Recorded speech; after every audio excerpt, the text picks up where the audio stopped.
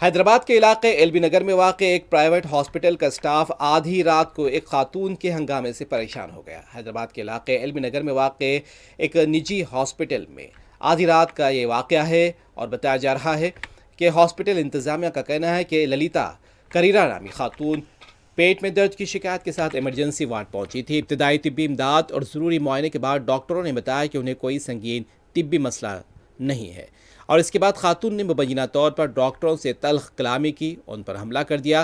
واقعے کے بعد ہاسپٹل کے عملے نے پولیس میں شکایت درج کرائی ہے۔ ہاسپٹل کا دعویٰ ہے کہ خاتون خود گاڑی ڈرائیو کرتے ہوئے ونستھلی پورم میں واقع سہارا ہاسپٹل پہنچی تھی۔ ایل بی نگر پولیس کا کہنا ہے کہ شکایت کی بنیاد پر معاملے کی تحقیقات جاری ہے۔